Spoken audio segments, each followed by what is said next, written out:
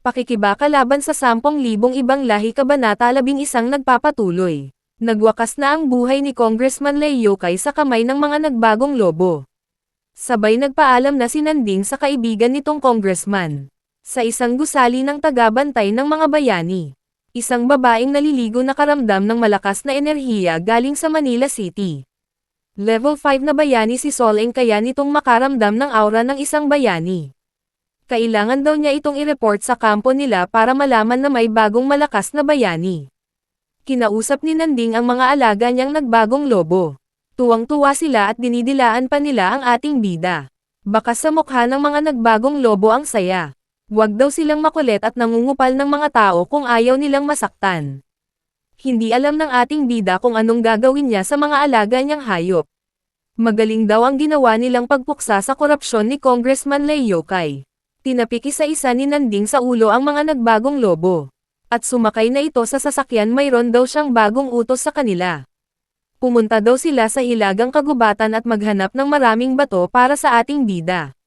Sabay tumahol lahat ng nagbagong lobo ang ibig sabihin ay pumapayag na sila. Sa Manila City Trial Grounds. Kausap ng ating bida si Sang Yuan binalita nito ang sinapit na trahedya ni Congressman Leo Kay sa hilagang kagubatan. Tinanong nito kung kagagawan daw ni Nanding ang lahat. Inamin ng ating bida ang totoo siya ang may pakana ng lahat. Huwag daw nitong sabihin na kayang kamontrol ng hayop si Nanding. Hindi niya daw pwedeng ipagkalat ang sekreto niya na isa siyang tagapandalaga ng hayop beast timing. Nagulat tuloy si Sang Yuan sa laki ng sekreto ni Nanding. Ipinasa na daw nito ang lahat ng ebidensya sa hukuman laban kay Congressman Leo Kay sa pagiging kurap nito na tuwa tuloy si Nanding sa narinig niya. Malaki daw ang pasasalamat sa kanya ng babae niyaya niya itong uminom kaso hindi umiinom ng alak si Nanding. Lalakad na ito paalis. Kung gusto daw nitong magpasalamat may ibang paraan pa. Tinanong ni Sang Yuan anong klaseng pasasalamat ang gusto ng ating bida. Gusto daw ni Nanding na maging pinakamalaking trial grounds ng buong bansa ang Manila City sumagot ang babae na magugustuhan daw ito ng mga nakakataas sa kanila dahil sa kakulangan ng pagkain. Sa sumunod na araw sa trial grounds ang ating bida. Marami daw siyang makukuhang bato dahil madami ng nagbagong hayop na pinapadala sa trial grounds. Samantala ang mga alaga daw niya na nagbagong lobo ay paaabutin niya ng 1,000,000. Pagkalipas ng 2 araw si Nanding level 7 na beast timing may alagang 100,000 nagbagong lobo 1.9 milyon na bato. Sa hilagang kagubatan na masyal ulit ang ating bida nakasalalay daw sa kamay niya ang kinabukasan ng bansa tinawag niya ang lahat ng mga alaga niyang nagbagong lobo. Nag-level 8 beast timing na siya at may alagang 500,000 nagbagong lobo. Sunod niyang pinasyalan ang puting kapatagan tirahan ng level 6 nagbagong kalabaw. Ginamit niya ang kanyang kakayahan para pasunurin ito. Naglabas na ito ng malakas na enerhiya ng beast timing.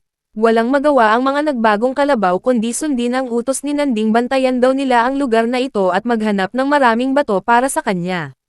Huwag daw nilang sasaktan ang mga tao at umatake sa mga bayan at maghintay daw sila ng karagdagang utos ni Nanding. Nasa 500,000 na level 6 nagbagong kalabaw ang alaga nito sa puting kapatagan at 500,000 nagbagong lobo sa hilagang kagubatan may natira pang siyang 1,000,000 na bato pwede pang magamit. Pagkatapos ay dumiretso si Nanding sa butas na bangin gagamitin niya daw ang natitira niyang bato para sa mga level 7 nagbagong unggoy. Nararamdaman daw ni Nanding ang aura ng mga level 7 na unggoy malakas daw ito kumpara sa mga nagbagong lobo at kalabaw. Mabilis daw ito gumalaw at matapang pa parang jowa mo lang. Minamasdan ito ni Nanding. Sabay nagbombahan sila ng lakas matira matibay bakla ang umayaw. Tinamaan niya sa mukha yung isang unggoy. Maswerte daw dahil hindi ito masyadong malakas na level 7 kaya natalo niya ito. Hindi niya napansin dumating na yung ibang unggoy na papaligiran na ang ating bida. Laking gulat niya dahil marami pala itong tropa at kukuyugan na siya. Bumangon ulit yung nagbagong unggoy na binanatan niya. Napansin ito ni Nanding. Galit na yung nagbagong unggoy na gusto na nitong manakit dahil nabigo ang beast timing. At dito nagtatapos ang Kabanata 11. Maraming salamat po sa panunood niyo mag-subscribe para laging updated sa buhay ni Nanding.